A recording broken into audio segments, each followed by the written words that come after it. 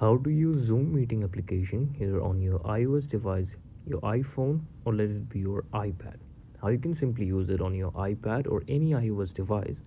So there's only one step for both iPad and iPhone or MacBook. What you mainly have to do is simply, I'm going to tell you the steps for all the devices here on the Zoom support official website.